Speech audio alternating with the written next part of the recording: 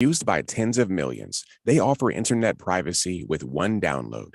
DuckDuckGo, privacy simplified at duckduckgo.com. Welcome to Friday. Welcome to Week in Review. I'm Bill Radke. I am at KUOW's Election Center headquarters. That's what I'm calling this room today. We're about to break down the latest primary election count and get to the other big news of the week with today's panelists. Seattle Times health reporter Elise Takahama. Elise, welcome to the show. Thank you so much for having me, Bill. Publicola editor and co-host of the Seattle Nice podcast, Erica Barnett. Welcome back. Thanks, Bill. Great to be here. And Everett Herald reporter Isabella Breda. Isabella, thanks for coming on. Hey, happy to be here. And we are streaming this program. Some of us are visual learners, so you can watch us do the show if you're on YouTube or Facebook, and we'll be glad to have you along. Let us begin with this week's election, where they're continuing to count the ballots, and that has shifted things a little. Erica, I think the biggest development since Tuesday are that we now know who the November opponents will be in the 8th congressional district, which has been our swing district. And also the tightening congressional primary in Southwest Washington. Does that sound right to you?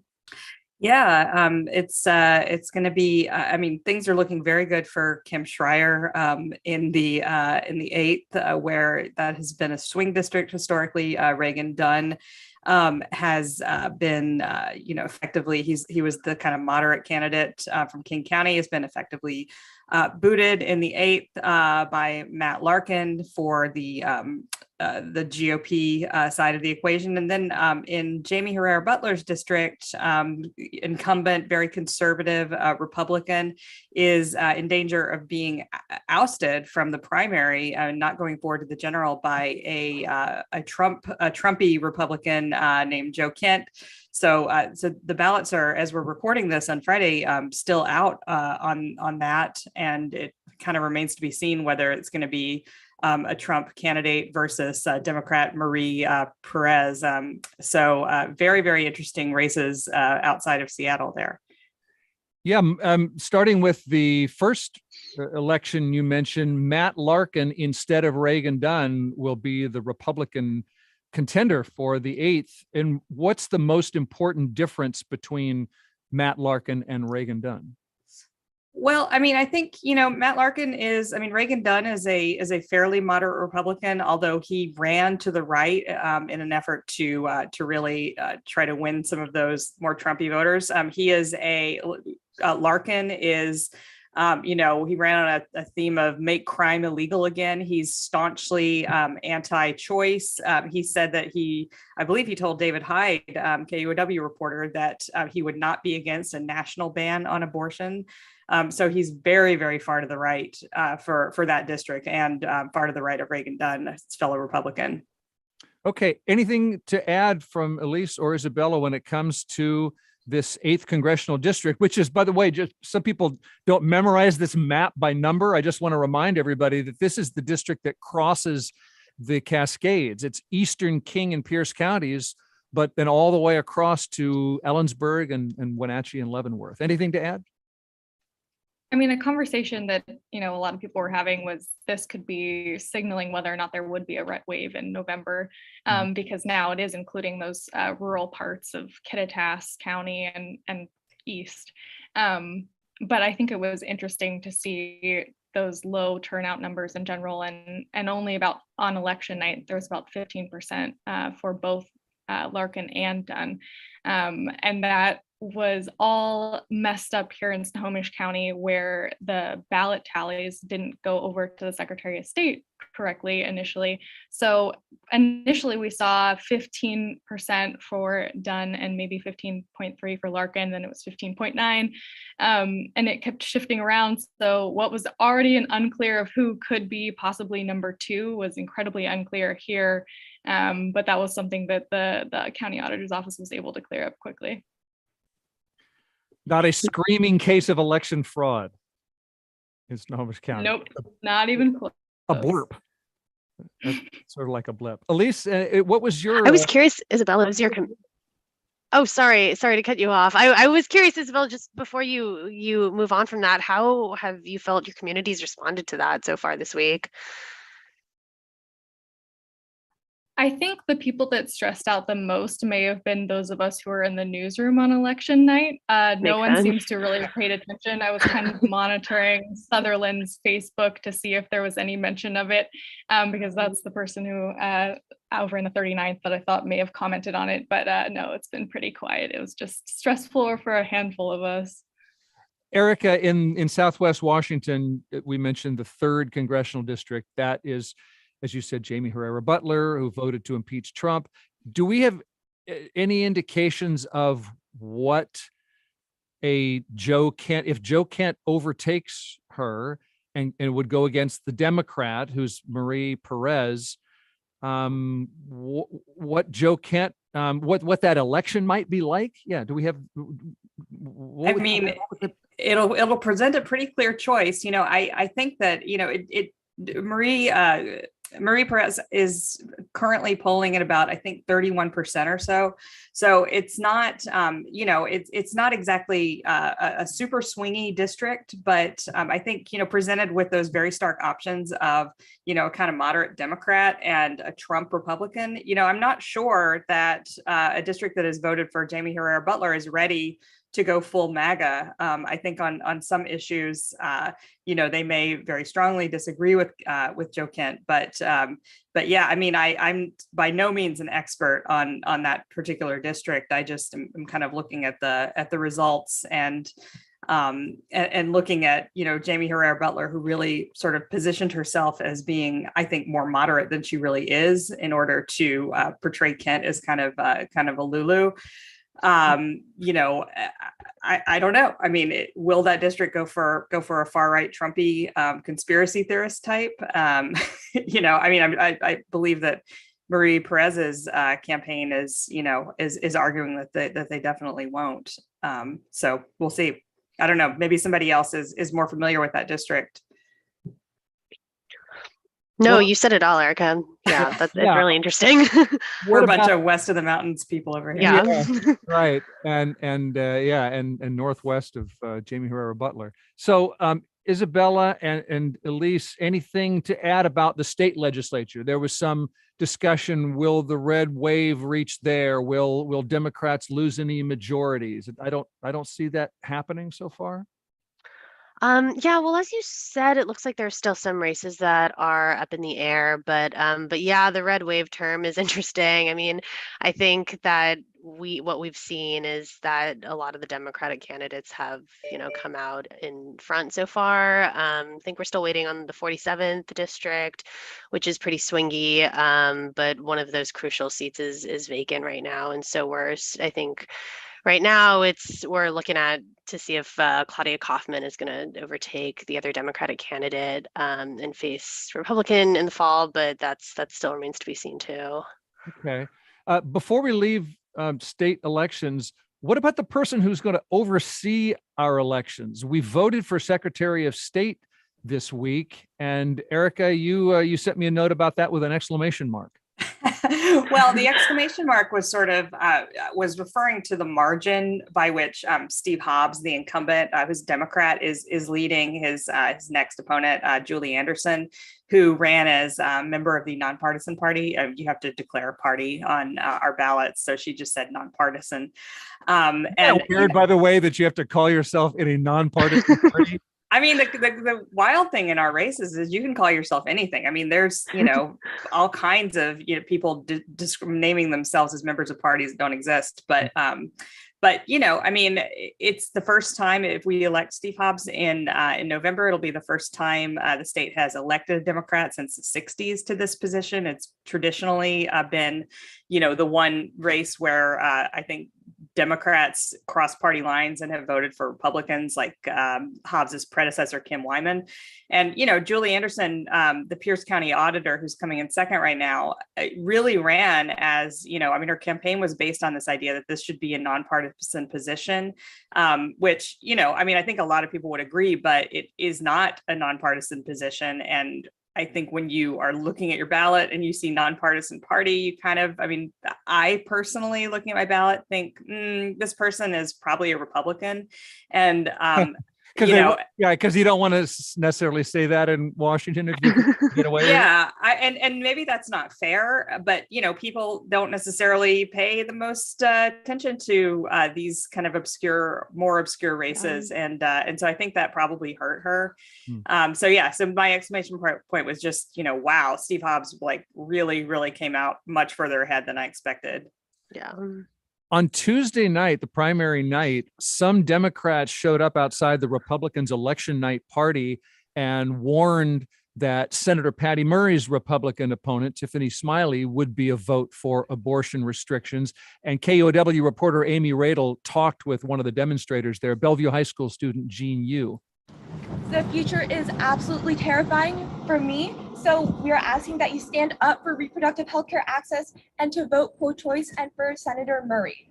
For their part, Republican candidates and speakers didn't mention the issue of abortion rights from the podium on primary night.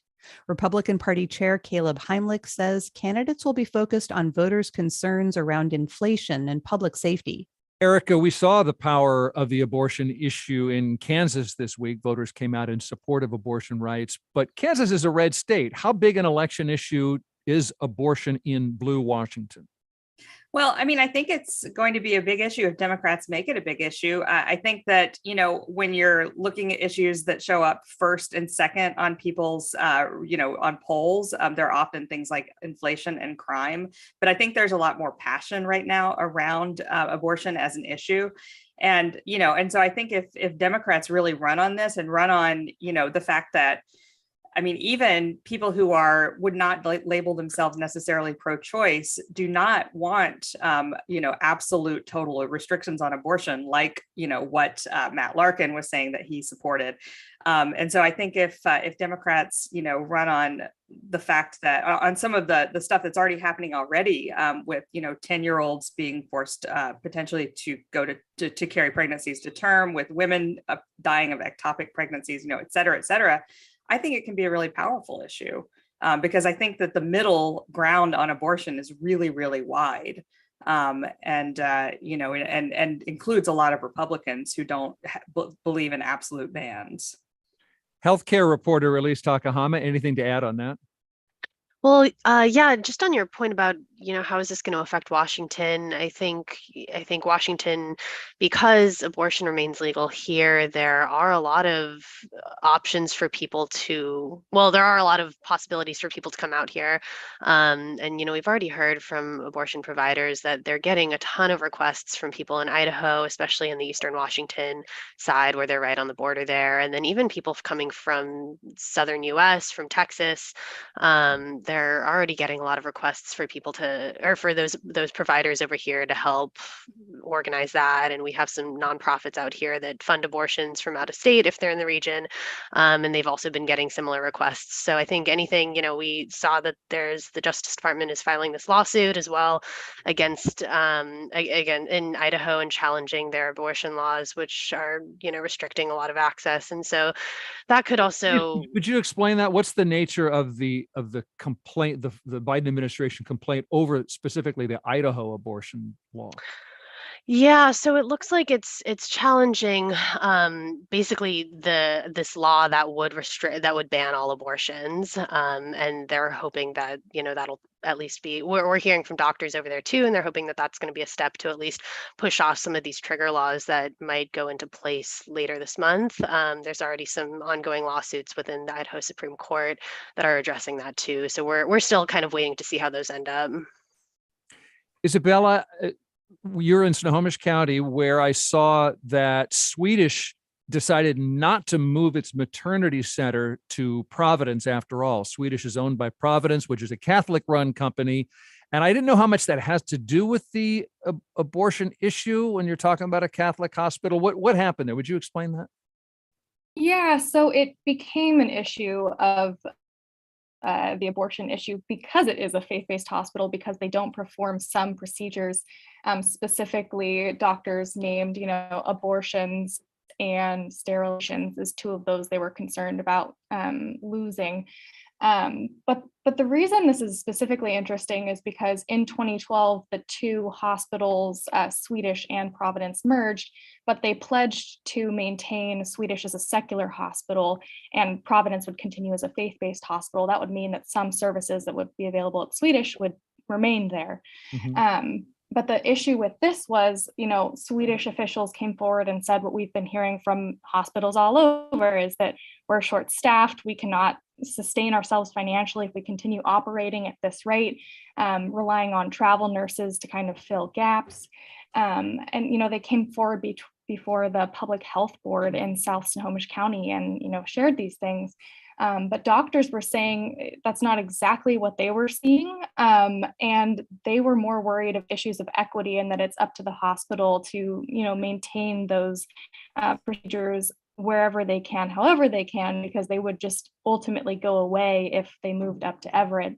And they named many other issues beyond just abortion or reproductive treatment access. And their clients who don't own cars, don't have money for a bus ticket or an Uber ride up north. I mean, it's about 30 minutes, however traffic is. But there's women who, are planning and people who can get pregnant who are planning to deliver in Edmonds, and that completely would have thrown and upended their plans. And so it just caused a lot of anxiety, but only for a few days.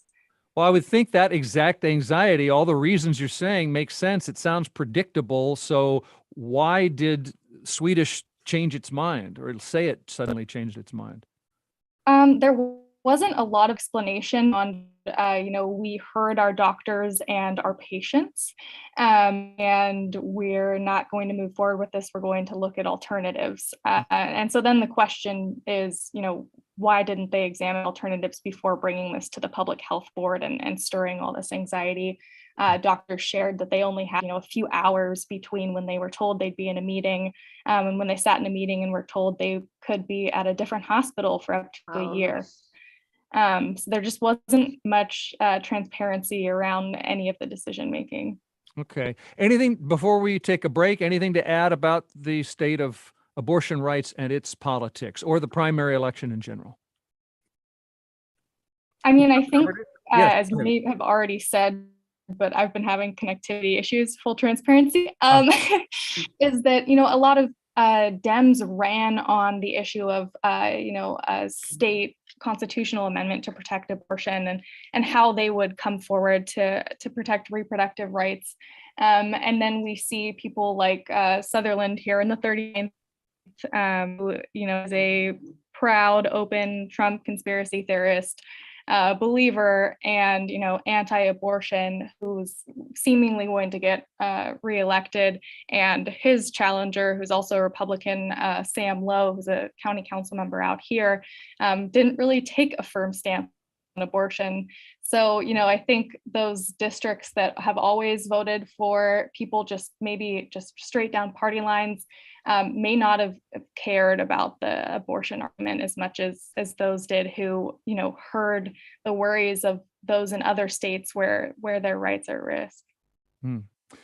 Okay, well, that's a summary of where we stand. This program that we're doing right now gets repeated on Saturday, and we'll know more by then. So I always want to point out, as we're talking right now, Friday in the noon hour, we've discussed the primary update, and then there's going to be another batch of counted ballots here in the next few hours on Friday afternoon. So let's leave it there for now on Week in Review. We're going to come right back and continue the show with Isabella Breda, hopefully being more connected to us than ever from the Everett Herald. And we've got Publicola's Erica Barnett and the Seattle Times Elise Takahama. And we're streaming the show on YouTube and Facebook, and we'll get right back to it after a quick break.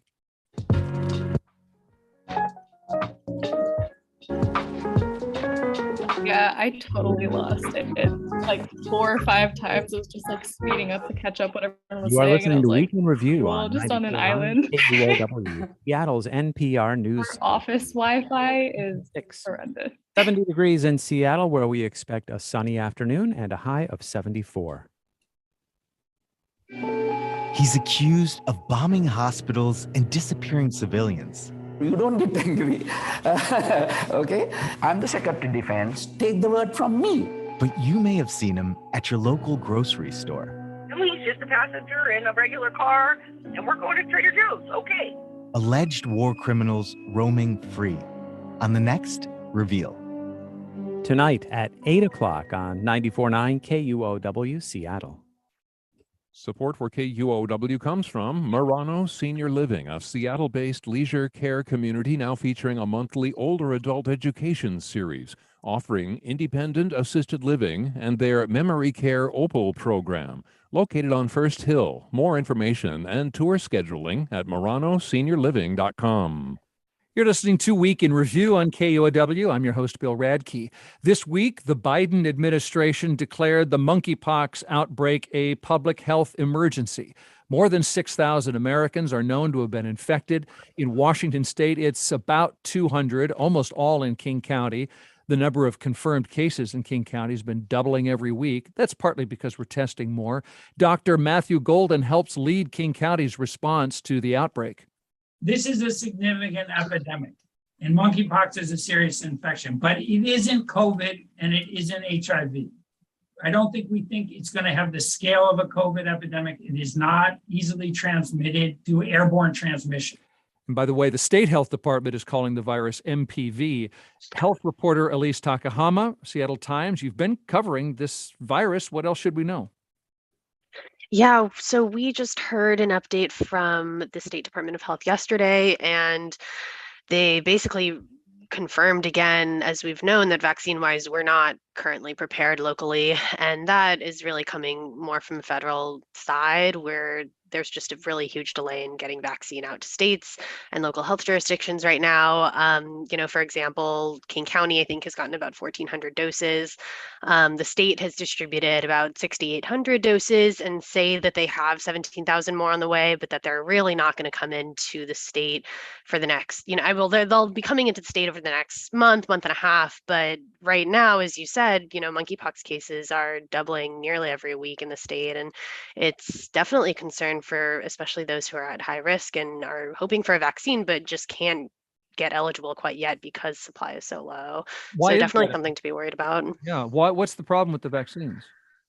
So I think, like I said, it's just a delay issue. We saw that New York Times report that the country might have been unprepared and failed early on to ask that some of these bulk stocks of the vaccine that it already had could be then double bottled for distribution, which, might have helped speed the process along a little bit more, which, in these early stages is really, really key, as we've seen with COVID. And because we're starting from a very different place than we were with COVID, we actually have approved vaccines. That's a really big difference. And so getting them out to communities like in King County and just throughout the state is going to be really important.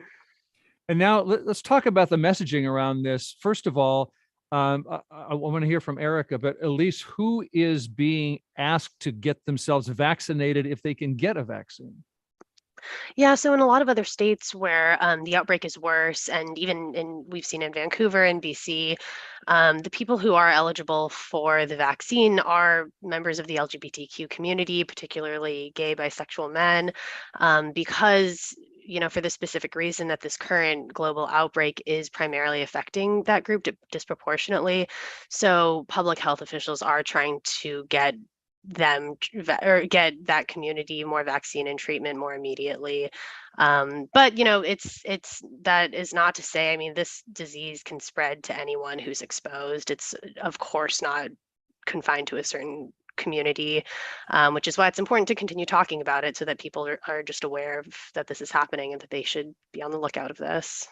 Right. Erica, anybody can get this MPV, monkeypox virus, but everybody is not getting it right now. This outbreak is very much concentrated overwhelmingly among men having sex with men and their social network. So what's your take on how we talk about this outbreak?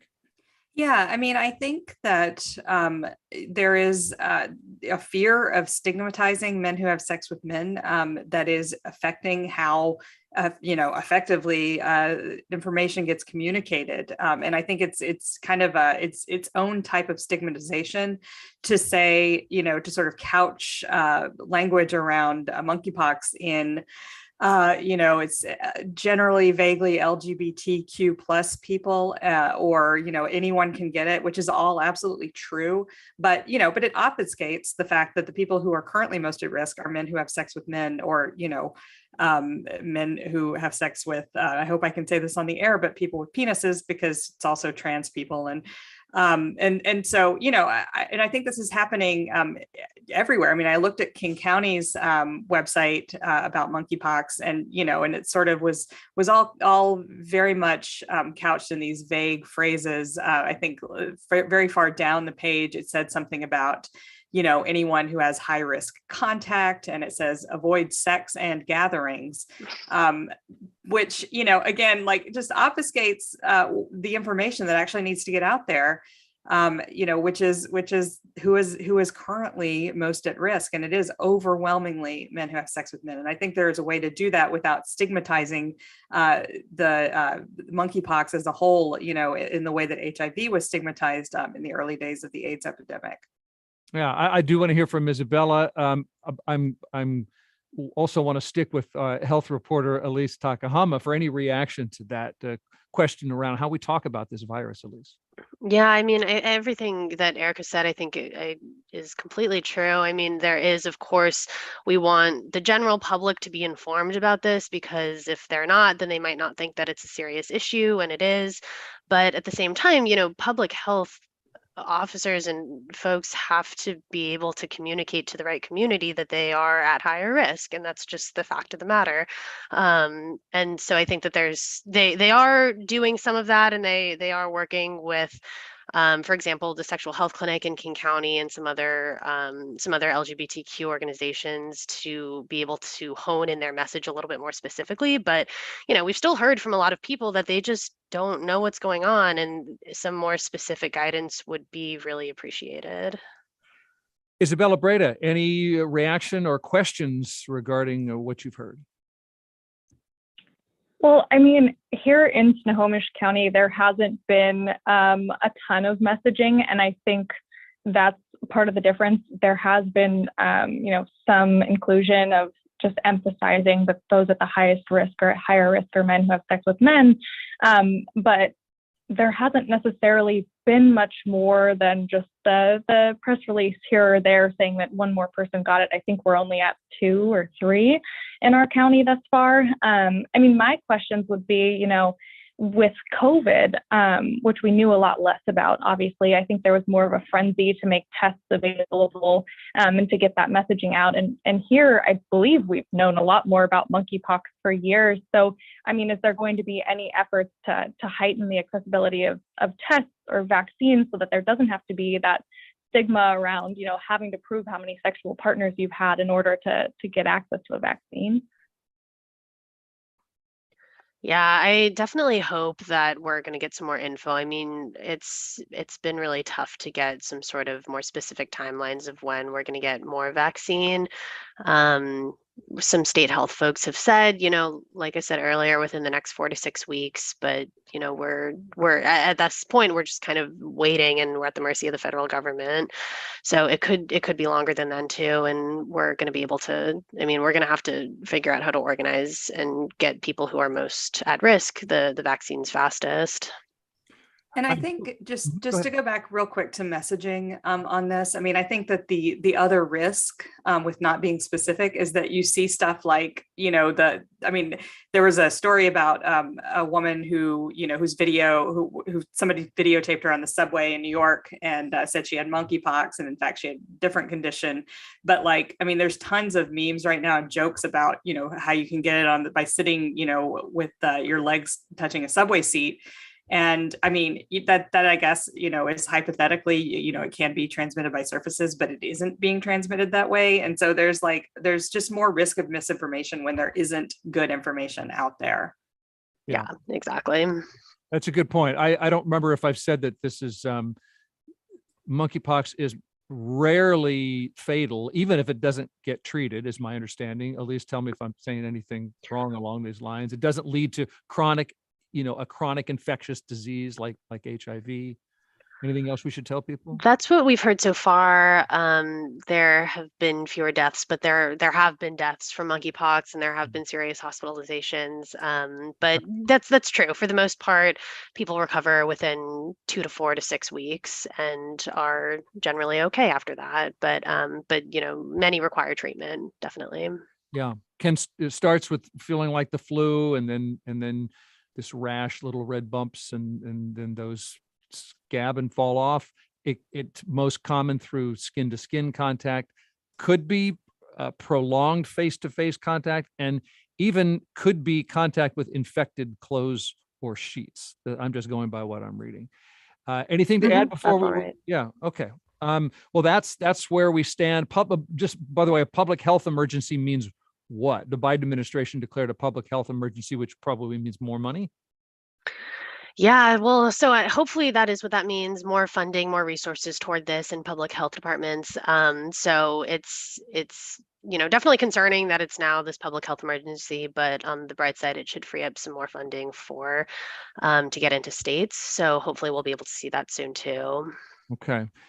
Since we're talking health issues, on the COVID front that we mentioned, the FDA has decided not to give the second COVID booster shot to people under age 50.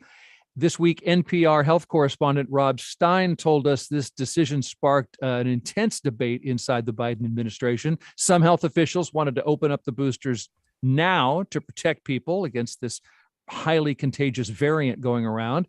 One of those is Dr. Robert Wachter at UC San Francisco. And the idea that I should wait and remain vulnerable when the case rate is very, very high. People have thrown caution to the wind. There are very few masks to be seen anymore. It just means we're exposing, tens of millions of people to several months of additional vulnerability. But other health officials say, younger, otherwise healthy people are still pretty well protected against getting very sick from the 2 or 3 doses they've already gotten, and getting another shot now might interfere with getting maybe stronger protection from the new boosters that are supposed to come in the fall. This is Dr. Carlos Del Rio at Emory University. So if you get a vaccine right now, the concern is that you will not respond as well when you get another vaccine so close to this one. You have to have some time between doses of vaccines. So getting 2 vaccines too close to each other may actually cancel the impact of the second vaccine. In other words, there's more risk than benefit of getting another booster right now. Go back to our health reporter, Elise. What's your reaction to this? Anything we ought to know about COVID now? That's interesting. Yeah, I'm interested in hearing this Emory doctor's response, because it's not really what we've heard from a lot of our Seattle doctors and health officials. Of course, there is that concern, and it's really tricky and complicated about booster timing right now, because there still is a lot of unknown about this, kind of quote new and improved booster that's apparently going to come out in the fall, which a lot of public health folks are really excited about. Of course, it'll be great to have an Omicron specific booster, but that booster has not been approved. It has not been clinically reviewed quite yet, and that process can take months sometimes. And meanwhile, who knows if there is going to be another fall winter surge similar to Omicron last year. And so doctors around this area are definitely urging people to get boosted right now if you haven't been, just in case there is that delay from the federal side and people think that they are going to be able to get their booster in October, and let's say it doesn't end up rolling out till November, December, and then you're putting yourself at risk for potentially other surges, and the flu is going to come along soon too. So that's what we're hearing right now about boosters, but it is definitely exciting that we're going to get kind of a newer one coming out hopefully soon. Anybody else want to volunteer their personal medical information what you're thinking about your boosters? I was holding off. I'm above 50 and I was holding off on a second booster until my daughter got COVID, and I went out that day and got that booster and didn't get sick. Who knows? Anyway, Isabella, any thoughts? I wouldn't say any thoughts specifically about boosters, but if I may, I mean, the thing that it's bringing to mind for me is that just like we saw last summer, there was this narrative of COVID is over. We're paying attention less. We have access to vaccines. We'll have boosters soon, and things will be fine and dandy. And that just wasn't the case. And we saw cities rolling back some of their COVID-friendly, or however you might call it, policies that helped, keep people safer in public. In addition, or coupled with masking, things like outdoor dining opportunities for places that didn't actually have outdoor seating, like the streeteries, and outdoor opportunities for shopping. Those things all got rolled back. And, most recently, Seattle no longer has hazard pay for grocery store workers. And again, they're still high risk workers. They're out there every day, where COVID cases are still out there, and they're still not great for people who are fully vaccinated, no matter how many boosters you do have. And it begs the question of, how are we dealing with COVID as it becomes endemic? Yes, Erica, you were telling me that you don't think this grocery worker hazard pay thing is just a simple workers' rights versus anti-workers' rights issue. Yeah, it's certainly not. I mean, it is a situation. I mean, it's complicated, but the city did ultimately make its decision. I mean, city council has been trying to roll back this temporary hazard pay, $4 for grocery workers for quite some time, since the Durkin administration. And, the reasoning is that it was originally instituted because grocery workers were essential workers. People have to go to the grocery store to get food, and they did so during the lockdown. We're almost 2 years past the lockdown. And it's unfortunate that we're in sort of COVID is over mindset territory. But I mean, the fact is, a lot of people, most people who are frontline workers have gone back to work. And these are specific protections for one class of workers that interacts with the public. So do baristas, so do retail workers, so do people who work at Walgreens. There's waiters. Yeah. I mean, you can just rattle off any number of groups. And so this was never intended to be sort of a permanent government supported pay boost for one category. And in fact, the Grocery Workers Union was the group that was most recently arguing to eliminate this boost, specifically because their latest union contract provides a $4 an hour pay boost that could only go into effect after this particular legislation, ended. So that pay boost is going to start going into effect at the end of August. It's not immediate. So it's, like $2 or so up front, and then it gets instituted over a period of time. So it will be a temporary pay, a loss of pay for workers who've had that $4. But, this was never intended to go on indefinitely. No. Speaking of where are we in the pandemic? Are we going forward or going backward? Did you see Emerald City Comic-Con is requiring masks again, which they did not do last year? And I don't mean Hawkman masks. I mean COVID masks. Interesting. I did not see that about Comic-Con, but that makes sense. It draws so many people, and at this point, I think that it's people shouldn't be surprised to hear about new outbreaks and all their friends getting sick. I definitely know that a lot of my friends and family have gotten sick recently and have fortunately had really mild cases, but it's just so common now. Like, people should not be surprised that they're getting sick if they're going to be unmasked and out in the public and in crowded spaces. I got sick and I mask everywhere, and I don't go in crowded spaces, period. Exactly. I was in Pike Place Market to meet a friend the last week, and I was walking around, fully masked, and like almost no one was masked, and that place was mobbed. Yeah. Oh my gosh. Yeah. I can't imagine Pike Place right now. I think that it's also because it's semi outdoors. It's outdoors, I guess. And so people are more comfortable not masking there too. But once you're inside, it's just, it can get kind of cramped in some spaces. Comic-Con says if you're wearing your Hawkman mask or whatever on the outside, you have to be ready to take it off to show that you have a COVID mask underneath, which of course temporarily causes you to lose your powers, and that makes you vulnerable to whoever Hawkman's nemesis is. I don't know what I'm talking about right now. Okay, one more. Since we're talking health issues, I just want to check in on our weather because, we had this big stretch in the 90s last week. the heat dome the year before. It looks like a few days in the 80s are coming. Erica, does that sound hot enough to trigger public health measures? I mean, it's so, I hate to say arbitrary, but it is kind of situational for when they decide to implement, things like cooling centers. I mean, the official guidance is over 95, and the official guidance for warming centers is 25 or under, multiple days 25 or under, or an inch of snow on the ground. So obviously they're not following the strict guidance. But they opened up cooling centers during the last 5-day heat wave. And, it can get pretty hot inside buildings when it's 85 out. I know I take to my yard office for those days, and I really look forward to it.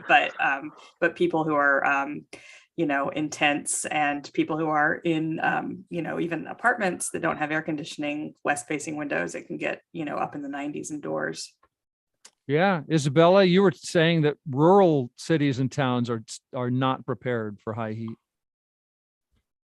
Yeah, and I think, specifically along Mountain Loop Highway and out there, they're not only taking care of their residents who, many of don't have air conditioning, and they also are slim on any public facilities for people to go into. There's one library in Darrington, but they're also taking care of tourists.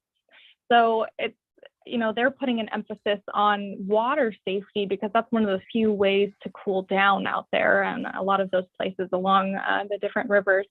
And, talking to the Darrington mayor the week before it was slated to hit triple digits, he seemed a little like, oh my gosh, thank you, reporter, for reminding me that I need to talk to the fire department about what we're doing. Oh boy, it's hard when you're taking care of that many people. Yeah.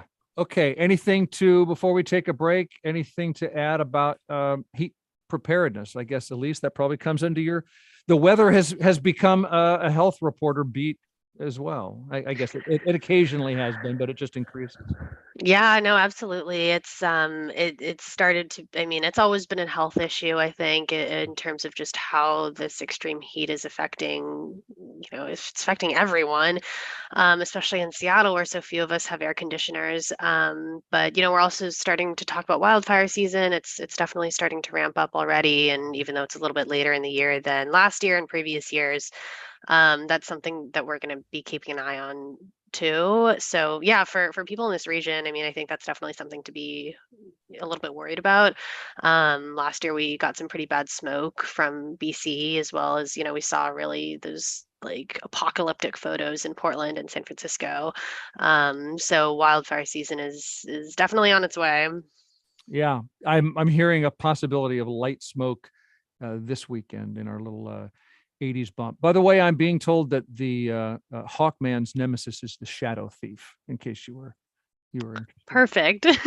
Won't have to worry about that for the rest of the day. Yes, you can finally put that aside. Okay, let's take a short break. And when we're going to come back, it turns out maybe reassigning police officers is even more difficult than we knew. We're going to discuss that and what is making us smile, and maybe what's going to make you smile this week, with Elise Takahama from the Seattle Times, Publicola's Erica Barnett, Everett Herald's Isabella Breda. We'll be right back.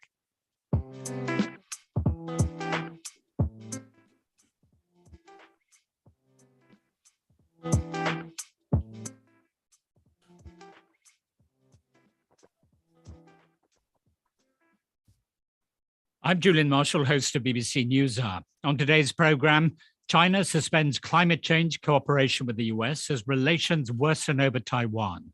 And Ukraine rejects claims from Amnesty International that its forces have put civilians at risk by operating in populated areas. You'll hear those stories and a whole lot more today during BBC NewsHour. It begins at 1 p.m., just about 10 minutes from now, right after Week in Review. Lots of sun in our forecast for the next several days. Today, we're looking at a high in the mid 70s, but then it's the low 80s tomorrow and the upper 80s on Sunday.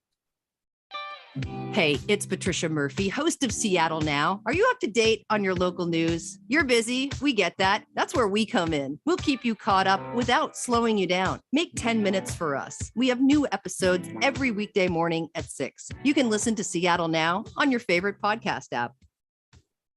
You're listening to Week in Review. You could be watching Week in Review because we're streaming it on Facebook and YouTube.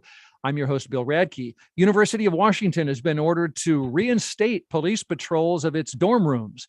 The UW had tried to move away from armed officers and toward unarmed campus responders. Publicola's Erica Barnett, what happened here? Yeah, like a lot of police departments, the University of Washington's police department came under fire in 2020 and during the protests, and the Black Student Union and other student groups demanded that essentially UW divest from police. And one action that they took, in addition to sort of taking away some positions through attrition that was, similar to what the city of Seattle did, was they decided to institute unarmed patrols at dorms. Police had been patrolling dorms before that for many years. And so they hired these community responders, which are represented by a different union. The union challenged this, and last week, or rather late last month, a state panel decided that the UW had acted improperly and said that this was a subject of bargaining and an unfair labor practice. So the police were reinstituted at dorms. Yeah, and they're going to be patrolling them again. Erica, sorry to interrupt. I understand that bargaining working conditions, but I didn't know that they had to do certain work with police, whether the UW wanted to or not, if I'm putting that right. I'm curious what you think this says about local cities that want to or say they want to move away from armed response. Yeah, essentially what it says is because this was a job done by police in the past, taking it away from police is not going to be as simple as, management action. So the management of the university can't just say, we are removing this duty from you. And they were also ordered to get back pay for any hours they lost. The police didn't actually cut any officers, so nobody's jobs were lost. But the implication of this is that, for other police departments, including SPD, which is going through a big contract negotiation now, that taking police off of certain assignments where they currently, and traditionally have had, is going to be potentially harder. This sets a kind of precedent. It's a different type of police force, but it's not a city police force. But it is a slapdown from the state Employee Relations Commission. Yeah, Isabella, you were saying that it was another sign that maybe the seriousness about police reform after George Floyd's murder maybe wasn't as serious, or maybe just as practical as we thought. Right. And I'm not incredibly familiar with, what the alternatives could look like down the road, but I do know, other police and other first responders in Snohomish County, if they're looking to replace an armed officer with someone, will contract outside to bring that individual in and keep, whatever officer patrolling. So it's in effect not reducing the amount of armed officers that are out there, but they're providing that quote unquote community resource that people had been asking for. But to me, just on its face, this is kind of emblematic of, those reforms that were made right after George Floyd's killing, and, how closely they can actually uphold those for years, or whether or not they're something that is just a moment or a blip in time. And Elise, anything to add or any questions to ask about policing before we turn to what's actually making us smile this week? Make a left turn that direction. Yeah, well, I haven't been covering this issue, but it is really interesting. And Erica, actually, I was wondering, what has university response, I guess student response or teacher response been to that, if any? I haven't followed up on that. So I can't answer that question, but this is something that came from the students. And I would imagine that students who push for this would be very disappointed to see. I mean, because it affects their everyday lives. Exactly. And the issue was, seeing armed officers patrolling dorms and saying, we don't accept that. I didn't go to school at a time when we had cops patrolling dorms, and I can imagine finding that very disturbing. It'll be interesting to see if they do end up bargaining this, because it's not the end of the story, right? When they say this has to be bargained. I mean, sometimes things do get bargained away, and sometimes police unions do agree to changes. But in Seattle, I can see the police saying, like, look, we want to be present on all, responses to 911 calls, for example. So it's not the end of the story for sure.